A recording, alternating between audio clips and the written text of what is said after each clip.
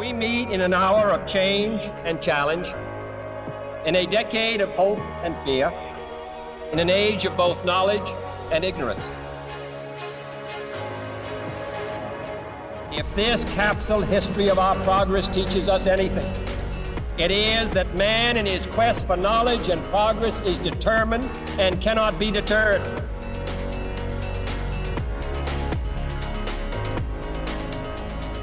Because that goal will serve to organize and measure the best of our energies and skills. Because that challenge is one that we're willing to accept, one we are unwilling to postpone, and one we intend to win.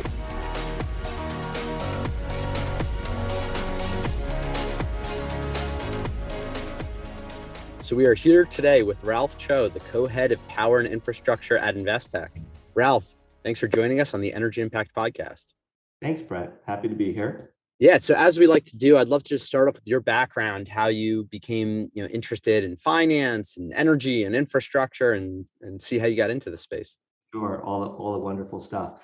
So look, I've been in finance for a little over 25 years. And I tell you, as I say that, it feels really weird.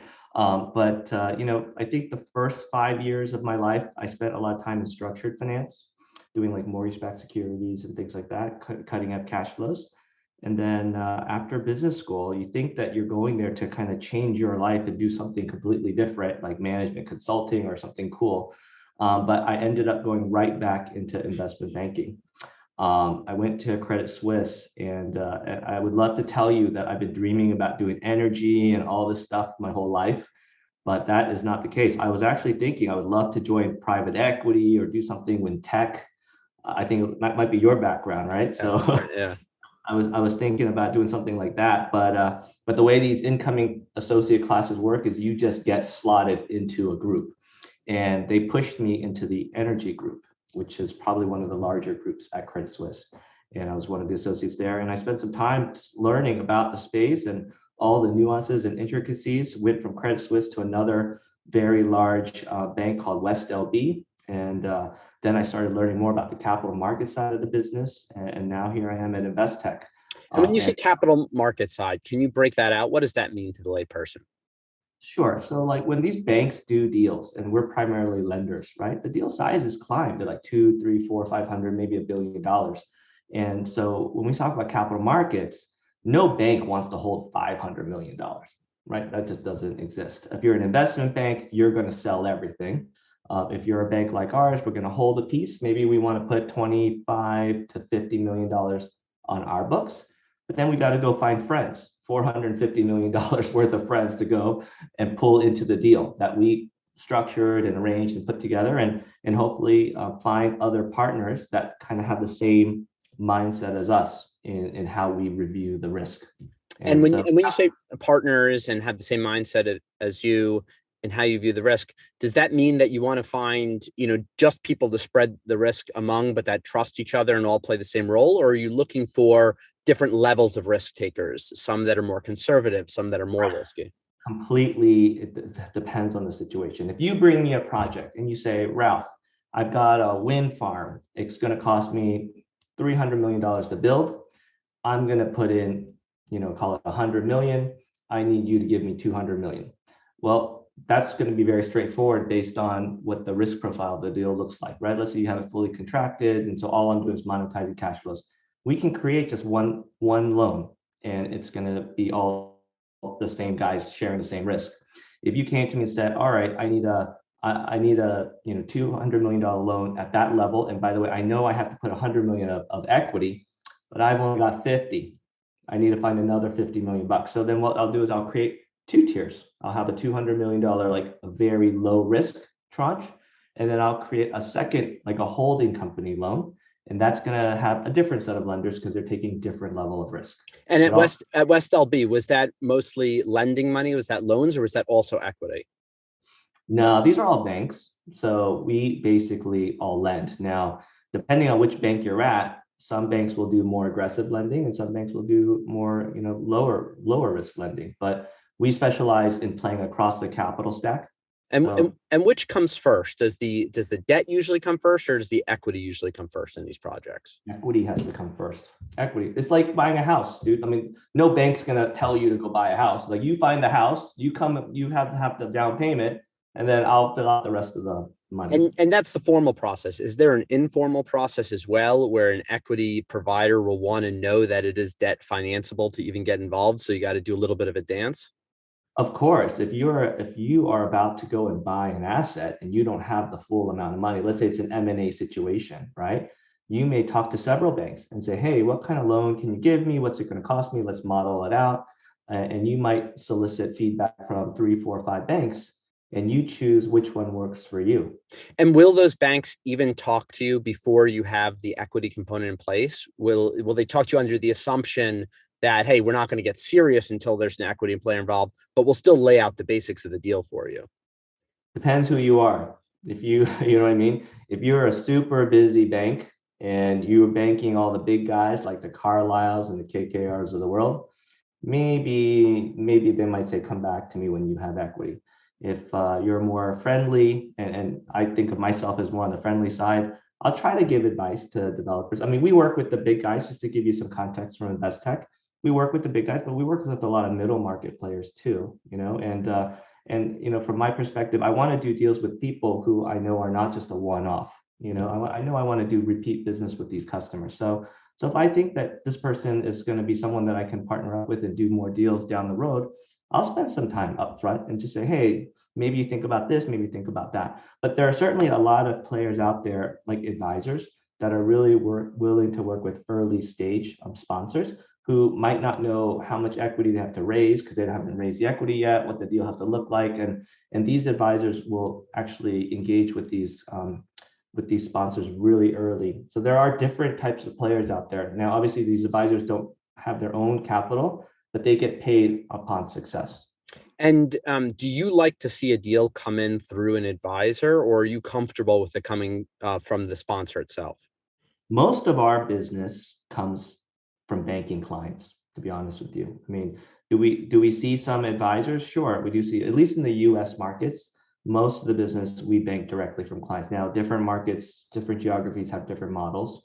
Obviously we in Europe, I also run co-head the European business as well, and there it seems to be more advisor dominant, but the general business models, you want to bank clients.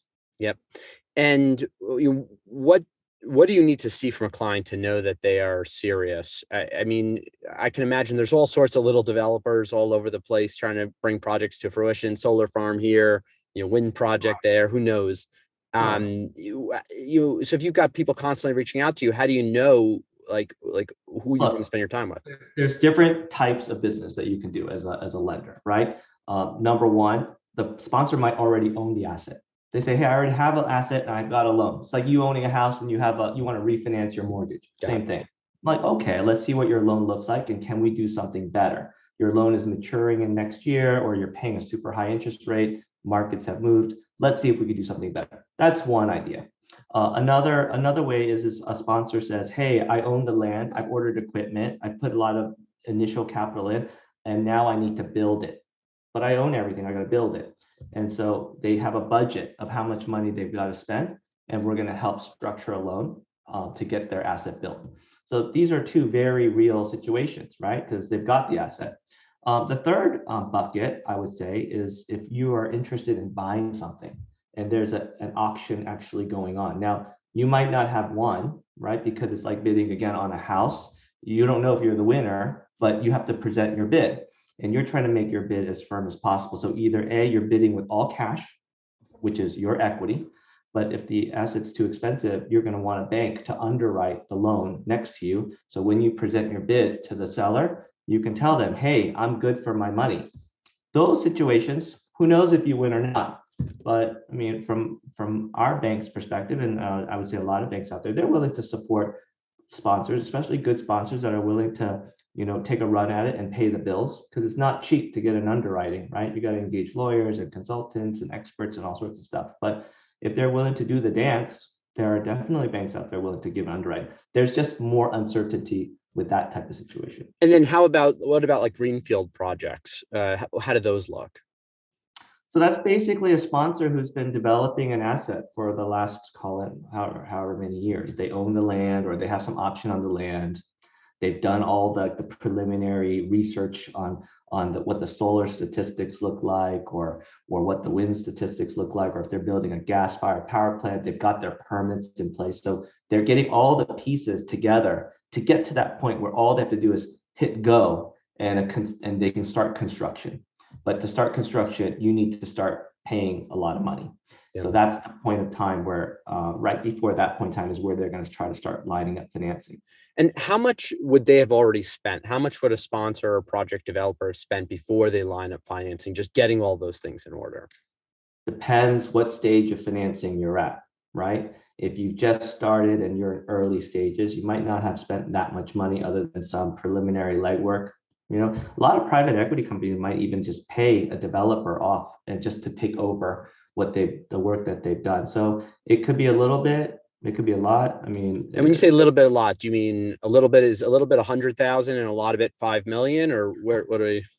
So you're trying to nail me down on a number. It really depends on the size of the project. If it's a 1,000 megawatt power plant, I mean, they're going to spend a lot of money, right? It could be millions and millions of dollars. If it's a small project, right? I mean, yeah, imagine it could be like $1 million. It really depends. There's a whole range, right? From our perspective, because we're a bank, I'm probably not going to be the best bank if you're looking for like a $10 million loan, you know? So generally the projects that come to us are going to be something where people need at least $50 million of loans. And so they've spent several $1 million before they're coming to us.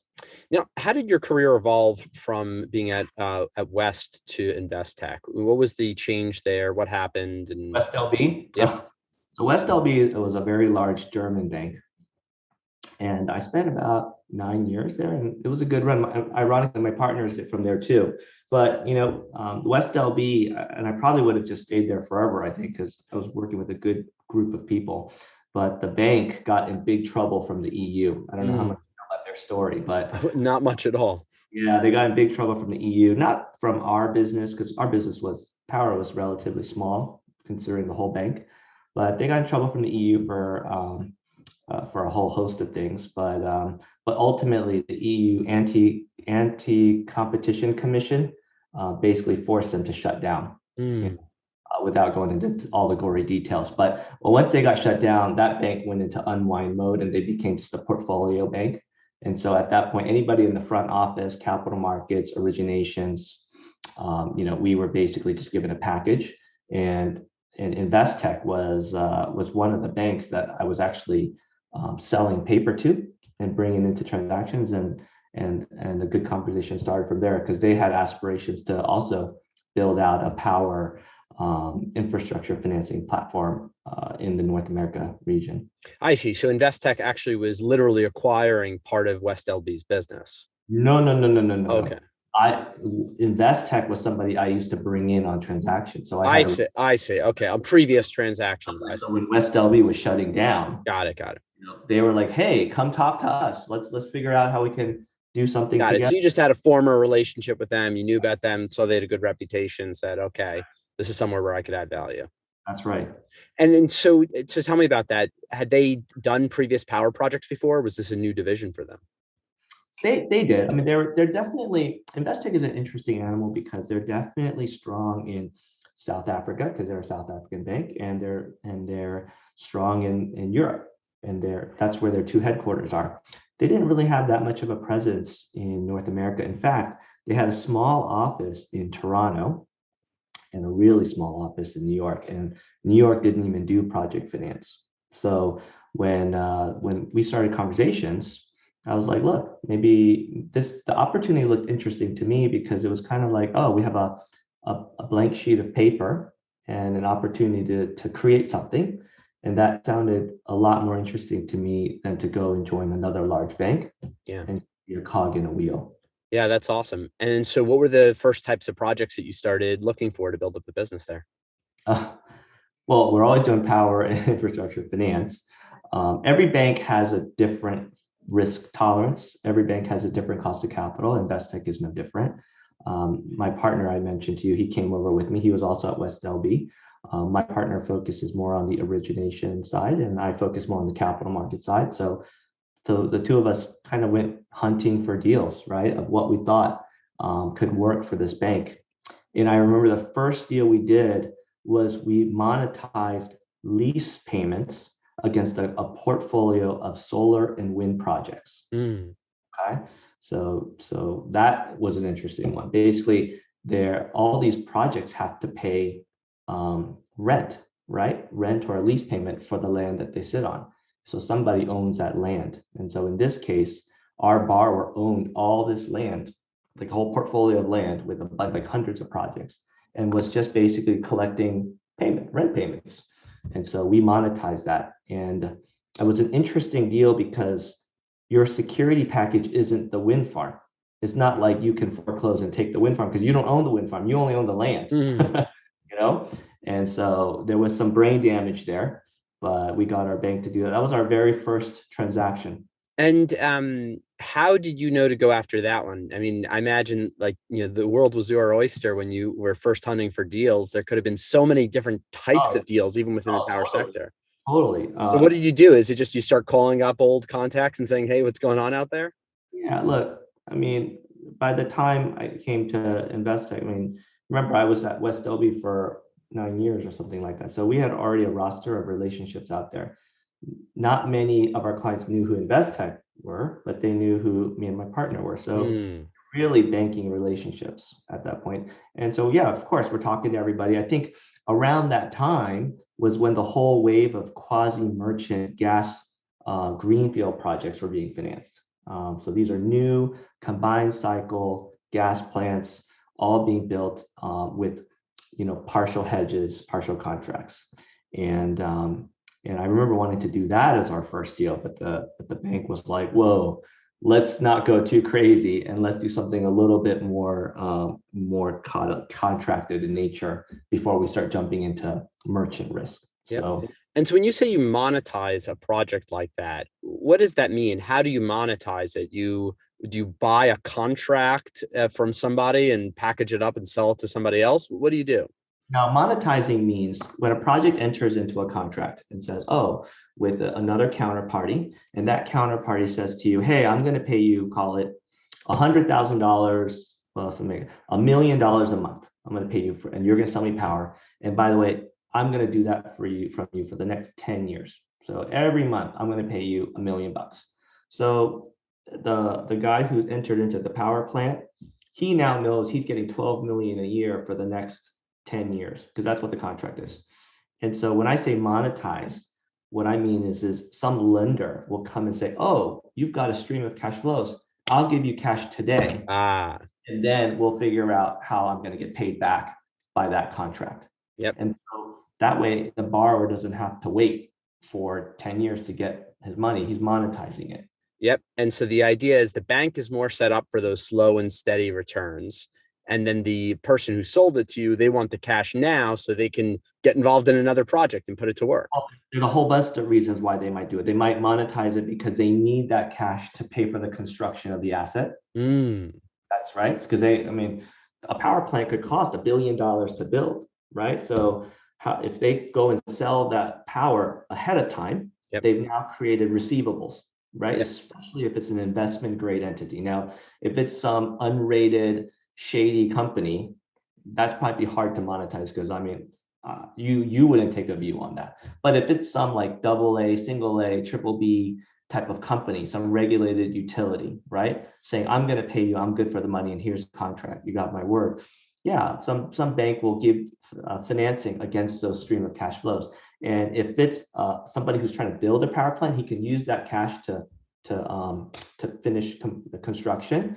If he already owns the power plant and this is a new contract that he just layered on and he wants to monetize that could be like a dividend that he would pick up. And then how do you assess risk for something like that? How do you know that there won't be some, issue, either technical or legal, or maybe the subsidy for the solar panels will change sometime in the next 10 years and they can't pay it? We analyze everything. You hit all of them. You analyze everything, right? Technology risk. If my contract is 30 years long, will this panel or wind farm or a combustion engine, will it last 30 years? Right. And you have to get comfortable with that. What are the warranties associated with it? Because if it breaks, who's going to fix it? How much is it going to cost? You have engineers. So we hire technical engineers to go through and comb through the asset, go through the construction contracts, or go through the specific piece of equipment and tell me, like, is it going to work? Is it going to do what they say it's going to do? You have market consultants that come and tell you, especially if you're going to sell on the spot market. Market consultants can tell you, oh, well, we think power prices are going to go this way. And so you're going to be, okay, worst case, power prices could go this way. And then you just model those numbers and say, all right, how much of a downturn can I withstand? You have lawyers. I mean, okay, trust me, lots of money gets spent to do deals.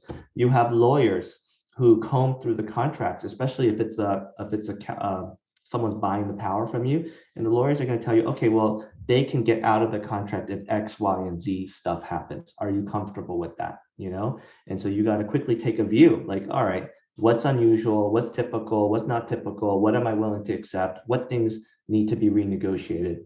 And you get to the point where if you can get comfortable with only so much cash flow coming in, maybe you have to reduce your leverage, right? Because you do still take comfort that the owner has equity in the asset, right? Because I'm not lending 100%. If it costs $1 billion, let's say I lend 60%, then I know that the equity, the owner, will care about the project very much because he's got 40% skin in the game. And then the different types of risk that we mentioned, is it that some banks are more conservative overall than others, or is it that some banks are more comfortable with different types of risk? Some are more comfortable with regulatory risk, where others are more comfortable with technology risk. So this is where I specialize in, because I'm a capital markets person. I talk to everybody. I talk to commercial banks, Asian banks, Chinese banks. I go to South Korea, not North Korea, South Korea, to go talk to them and see if they're interested in our projects. I talk to credit funds, hedge funds, life insurance companies, etc. And so you kind of quickly get a view of who's willing to do what type of risk and what type of yields are they looking for. Like if I come talk to you, Brett, you might say, Ralph, I only want to do, investment grade rated debt. I don't want to do anything too crazy. But you know what? I'm willing to get paid really low interest, 2-3%. That's all. And then I talk to somebody else, and somebody else is going to be like, dude, I want 7% interest, and I am willing to take all sorts of crazy risk. You know what I mean? Yep. And so you quickly figure out, based on what deal you're structuring and what the deal looks like, you can quickly figure out who I need to talk to. And so that burden is on you, one of the lenders, as opposed to the sponsor themselves, to figure out, who all the other lenders and what their risk appetites are going to be. Well, the sponsor is hiring someone like us. Okay. They're coming to an Investec or some other bank and saying, hey, here's my project. Tell me what you can do. And then, so I'll say, all right, well, what's your goal? Is your goal to leverage it to the hilt and no dividends?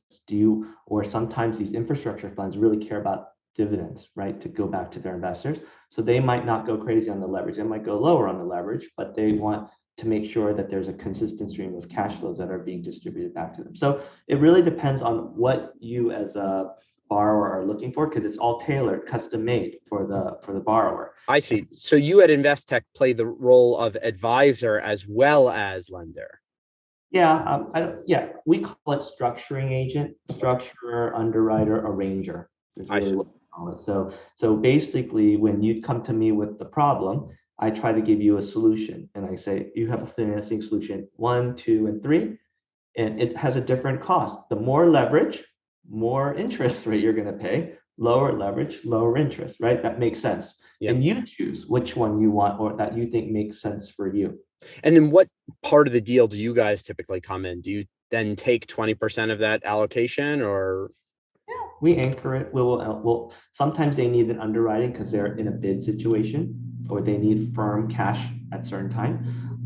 Or other times they say we don't need that firmness. We just want you to arrange it, and you'll take a piece and hold it.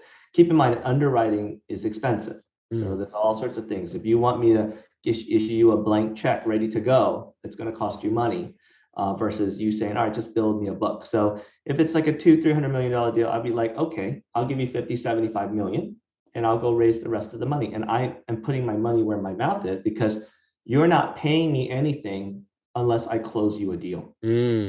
Got it. It's very common. Now, lawyers are different. Lawyers are going to get paid. No matter what. Get paid. Everybody gets paid. But if the bank can't deliver for you, Yep. you're not paying the bank because there's no loan. Yep. And so how have things evolved over these last 8 years that you've been at Investec?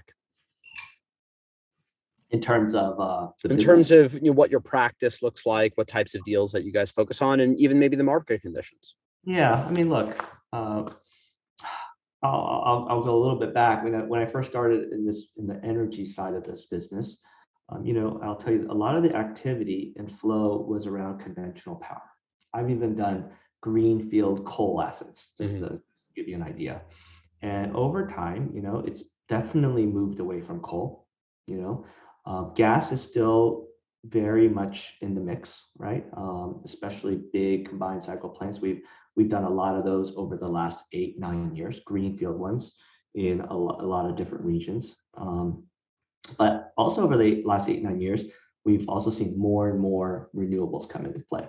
And I think that's maybe that's where you're heading with this. We've seen more and more solar, more wind. We've done utility scale, which is where they just pick one big site and you build like a ton of wind and solar assets selling power. I've also done more and more distributed generation over the last 7-8 years too. And what I mean by distributed generation is like residential solar, where you have a portfolio of solar panels on people's homes. You're not going to finance one by itself. It's too small, but you can look at like 10,000, 20,000, 30,000 pool of these. And we do it for some of the largest residential solar companies out there, like a Sunrun, for example, right? Who's publicly traded. There are also, I would say, it's community solar assets, if you're familiar with that model, that we've looked at doing as well. And now I think that my expectation is to see more like storage, more battery, different types of technology around battery, fuel cell. I think hydrogen there's a lot of talks around hydrogen being a potential way of doing things. So a lot of changes. And that's, I think, one thing that makes this whole energy space really, really interesting is between the technology and the regulatory framework and how the winds are blowing, no pun intended, the market's dynamics are always changing a little bit, And then how do you think about the introduction of some of these newer technologies, such as hydrogen, or maybe a new type of battery installation that hasn't been done before? Did lenders feel comfortable underwriting a new type of project? Yeah, so this is it's a good question, right? It's a very good question. I would say if it's brand spanking new from a company you've never heard of, probably difficult. That's, I'm going to say, maybe venture capital money or equity just has to go in on themselves. Lenders basically want to know that if they lend to this project, it's going to work. If it breaks, someone's going to fix it, and that they can get paid back the money that they lend with a little bit of interest. That's all we want. We want to get paid back the money that we lent out. And so if it's something brand new, I think it gets difficult. And even when you hire an independent engineer, they'll probably tell you, oh, it's untested. They haven't had enough hours in commercial operations to have a view. So it gets difficult to sell that deal to our partners. Is there like a good milestone point where that changes? Like after 3 months of operation, or a year of operation, or 3 years of operation, does that calculus change? Yeah, I mean, I've never heard of a red line, but I mean, we generally look at it on hours, 100,000 hours of operations under use, no issues, something like that. I need a clean bill of health from some kind of engineer, some expert, because maybe you or I are not the experts, but there are engineers out there that can tell you, oh, no problem, this is going to work. Yep. No problem. Or give me some big name or behind, like Samsung. Samsung stands behind this battery. We made it. If it breaks for the next 10 years, we come and fix it. No questions asked. Yep. I want something like that. Yep. And how does this change with some of the green incentives that are at play? Are there government programs that are developed to either through, like, let's say, tax benefits or, government backing of loans to come in to help encourage some of these newer technologies and to get some of the private capital involved? I mean, I haven't heard any benefits specifically by by a specific technology. I mean, just in general, just to step back, the renewable space, like whether you're building solar, wind, that it's expensive, as I'm sure you know. It's more if you are sitting here with your own money to invest, and you're like, should I build a gas plant which is going to make 100 megawatts of energy that I can sell, or should I build a solar farm that's going to make 100 megawatts of energy? I mean, energy is energy, right? You're not going to know whether it's solar. It's going to cost you more money. I want to say order of magnitude of like 3 or 4 times more money than to build a gas plant, Yeah. right? You're thinking more money to make the same unit of power. Yep. Doesn't work. Yep. So what we do here in the US is the government helps subsidize these by giving renewable projects certain tax benefits, if you're familiar with this, right? So they get tax benefits in the form of either tax credits or accelerated depreciation. So somebody can take advantage of these. Now, this is now the topic of tax equity, which everybody loves. It's overly unnecessarily complicated, but basically a developer who's making projects, hard for them to take advantage of these benefits, tax benefits, because you have to be somebody who makes money. You have to have profits. And so what they end up doing is they end up selling those tax benefits to someone. Okay. Generally, these counterparties tend to be financial in nature. It's somebody making profits because that's who's going to best utilize these tax credits or tax benefits. And how do they? How does that get packaged up and sold? Is that through another type of bank? Is that through you guys? Who does that packaging up? Usually there's advisors out there, or they'll cut a deal directly with some tax equity player, right? Like they could go to a JP Morgan and just say, hey, I have this project and this is what it's going to look like, and this is what the tax benefits are going to be. Would you be interested in buying them? And so, and I'm really simplifying this, okay? So all the lawyers listening on the phone are gonna, say, "Oh, I'm missing this," but in general, the counterparty, like a JP Morgan, is going to buy those tax benefits, and that gives the developer more cash that they can use to build the asset. It helps subsidize their asset. Now, the tax equity player generally doesn't, in my opinion, doesn't care about the asset. They're in it for the tax benefits. But the US government does things to make them care. They make them say, oh, you can't just buy tax benefits. You got to buy cash flows too. So you can't just go and invest for tax equity purposes in assets that don't work. They have to work because you're incented to care because you're getting cash flows out of it. And so this is where it starts to get complicated for lenders, because if the tax equity guy is taking some of the cash, that's less cash that goes to a lender. Because remember, the lender is there specifically to get repaid. And so that's where a lot of the structuring and modeling take place. But that in general is how these renewable projects are subsidized. Now, you mentioned earlier, hey, renewables, 3 to 4 times more expensive for the same power output. I know that, and everyone I talk to in your industry tells me that. How come in the media then I always see solar is so cheap, wind is so cheap, the PPAs are the lowest that have ever been seen? It's crazy that we don't just only build solar when it's obviously cheaper than fossil fuels. Why is there this disconnect? Well, I mean, look, maybe the media, they're sensationalizing it, but it's cheaper because it's free, no variable cost. Once you have a solar asset up and running, you just sit there, and when it's sun shines, you're making power. And when it's not shining, you don't make power. Same thing with wind. Whereas in a gas plant, I mean, think about it. I mean, you've got to burn gas, and gas prices go up and down. And so if you can't access gas, you can't make power. So you're buying power. There is a cost. There's a variable cost to running. And so so the statements they're saying is accurate, that it is cheap to make power because it's free. Only issue is to get the machine built is more expensive. Yeah, that makes a lot more sense. And then do you see things, changing as storage comes into play? Does this change the calculus at all, or is this just yet another thing that's expensive that has to be built? It's interesting on storage, and look, I'm learning too, right? On how this is going to go. And if I had a crystal ball, what the future looks like, dude, I would not be here right now. I think when I look at how storage can play, if you think about it, storage charges when you want to charge storage when it's cheap, when power is cheap, generally maybe at nighttime, right? And you want to put the power out when power is expensive. So you're creating a little arc, right? You buy power when it's cheap, store it, and then when power is most expensive, you let it out. If you think about how a peaker, a gas peaker works, they're very cheap to build, but it's expensive to operate because you have to burn a lot of gas to make power. But what people love about peakers, or why they're critical to the grid, is because sometimes you need extra power out there. Like you can't control on a super hot day and everybody decides they want to turn on the air conditioner. You've got to generate power if the demand is there. Nobody wants to be short on power, and so they turn on peakers. Storage is going to be a great solution for that too, right? You can just store up all these batteries and just hang out until the moment some demand spikes, and then boom, you can unleash power just to kind of fill those gaps.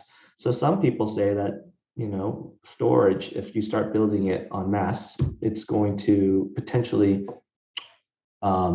it could potentially change the business model of peaking, of gas peakers. Yeah, for peaking, that makes sense a lot to me because of the arbitrage opportunity. But when I look at this is part of what my organization does. We look at the big picture, 10, 20 years out.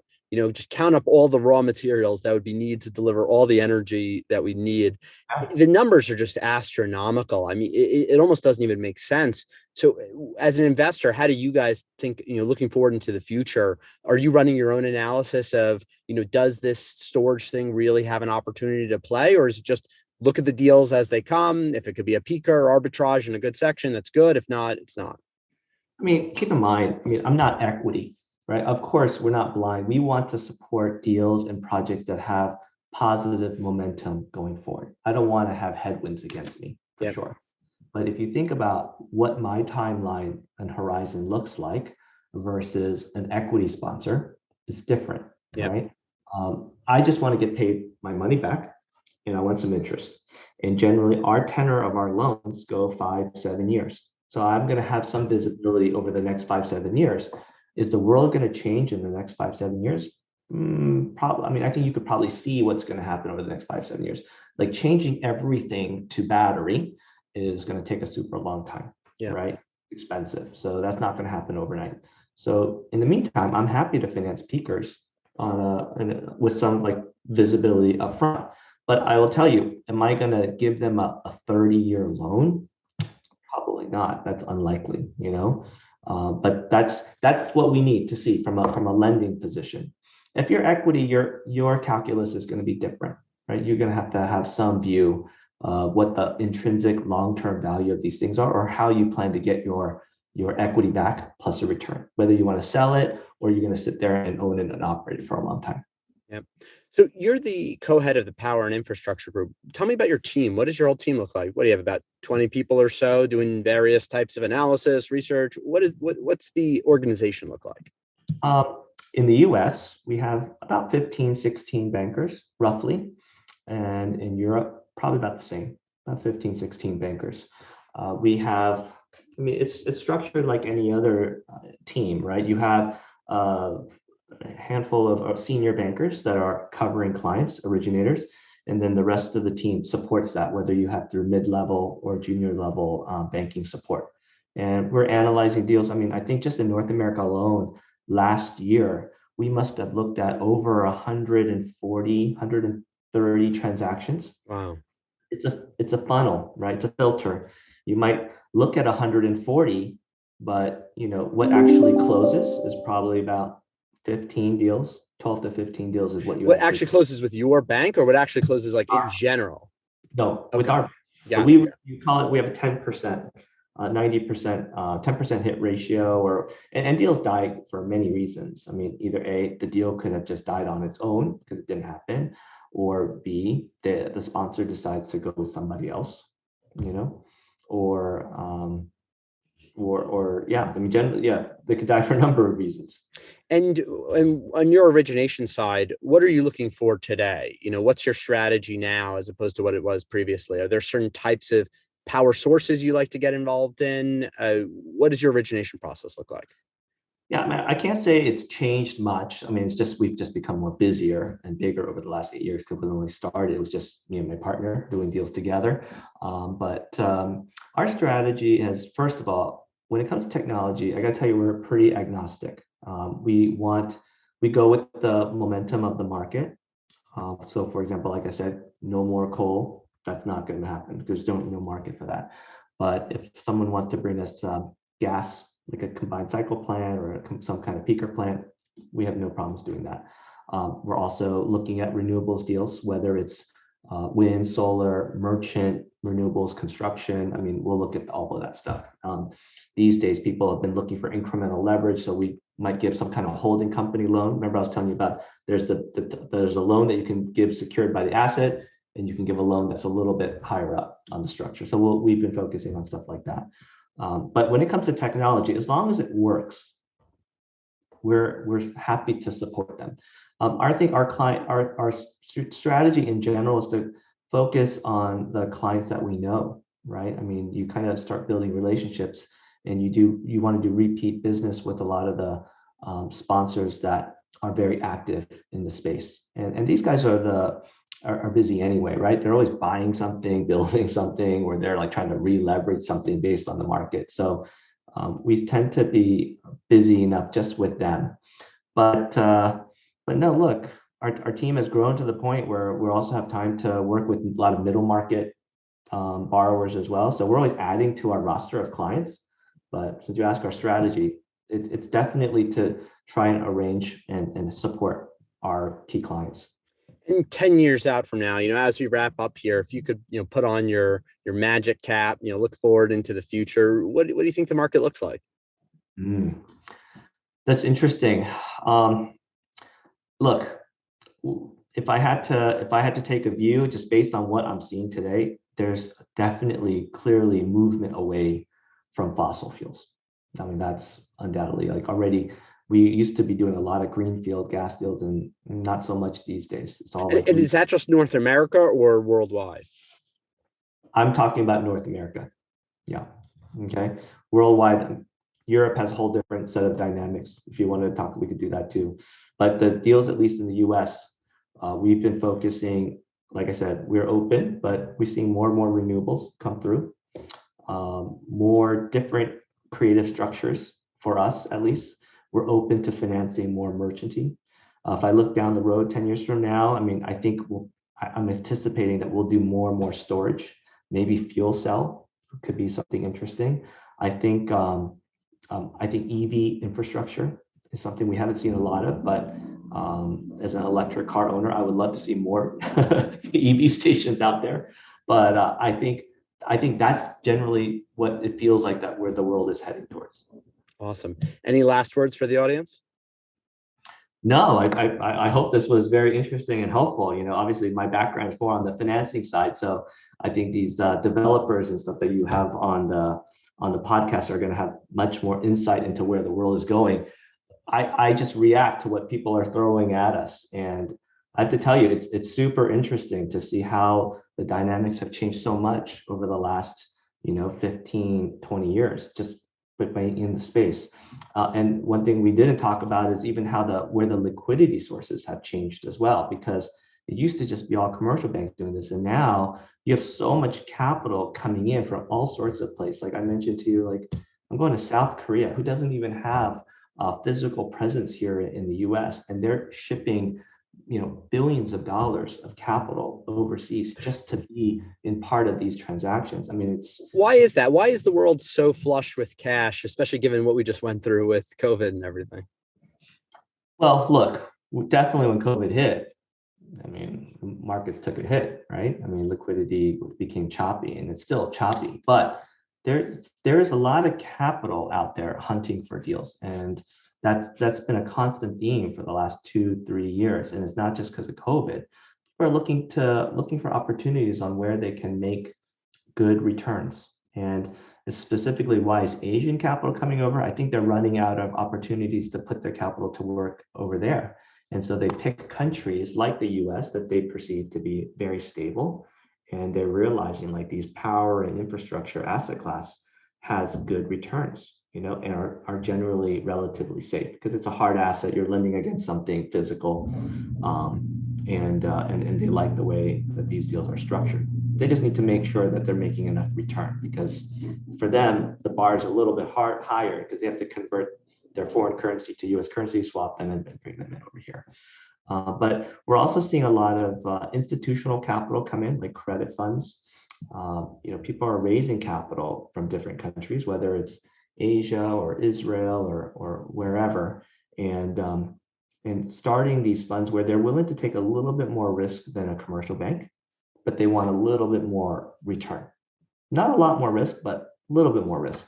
And that's how they differentiate themselves. And so as a borrower today, you have a whole spectrum of options. Like you can price in every type of risk and find someone willing to take risk. It's not like shut off to you. It's not like, oh, commercial bank or equity. There's a whole bunch of gray area in between, which I call like the gray market. And that's all made up of guys like that are either very aggressive commercial banks or this institutional capital that are willing to deal deals without a formal credit rating from a Moody's or S&P. And we've had a lot of success in working with those guys in providing incremental leverage, because a lot of our borrowers are looking for creative solutions. And that's the value that we try to find for them. Well, Joe, thank you so much for your time. This has been awesome and really appreciate it. No, thank you very much. I hope this was helpful and insightful. Our leadership in science and industry, our hopes for peace and security, our obligations to ourselves as well as others, all require us to make this effort, to solve these mysteries, to solve them for the good of all men and for the progress of all people.